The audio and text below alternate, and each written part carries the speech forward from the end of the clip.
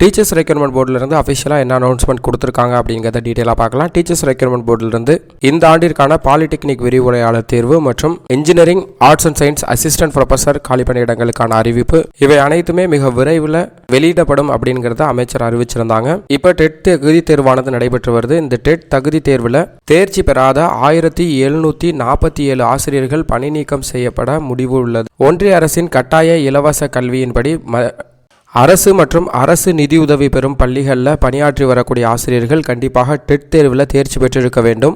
தமிழக சட்டமன்றத்தில் கடந்த 2010ஆம் ஆண்டு நடைமுறைக்கு வந்தது. இந்நிலையில் அரசு நிதி உதவி பெறும் பள்ளிகளில் தகுதி தேர்வு எழுதாமல் பணியில் சேர்ந்தவர்கள் டெட் தேர்வில் தேர்ச்சி பெற்றிருக்க வேண்டும் என்று பள்ளி கல்வித்துறையானது தெரிவித்திருந்தது. அந்த வகையில் 1747 ஆசிரியர்கள் தகுதி தேர்வில் தேர்ச்சி பெறாமல் பணியில் நீடித்து வருகின்றனர்.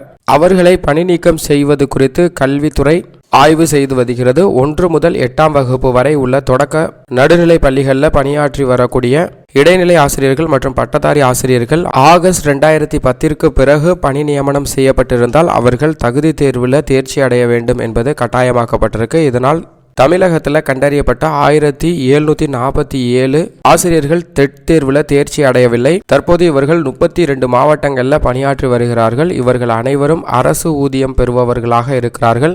சென்னையில் 178 பேரும், திருச்சியில் 114, திருநெல்வேலியில் 100, கன்னியாகுமரியில் 175, மீதியுள்ளவர்கள் மற்ற மாவட்டத்திலும் பணியாற்றி வருகிறார்கள் என்பதை பட்டியலிட்டிருக்காங்க.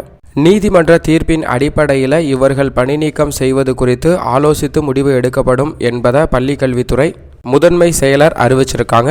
ஏற்கனவே அமைச்சர் இன்னும் 10 நாளுக்குள் arts and science assistant professor recruitment வெளியிடப்படும் அப்படிங்கிறத தெரிவிச்சிருந்தாங்க. அது மட்டும் இல்லாமல் பாலிடெக்னிக்கில் 500க்கும் மேற்பட்ட காலி பணியிடங்களை தற்போது தற்காலிக ஆசிரியர்கள் நியமிக்கப்பட உள்ளனர் என்பதையும் தெரிவிச்சிருக்காங்க. இந்த தற்காலிகமாக பணியாற்றுபவர்களுக்கு தொகுப்பூதியம் வழங்கப்படும். ஏற்கனவே பணியில் இருந்தவர்களுக்கு முன்னுரிமை அளிக்கப்படும் என்பதையும் தெரிவிச்சிருக்காங்க.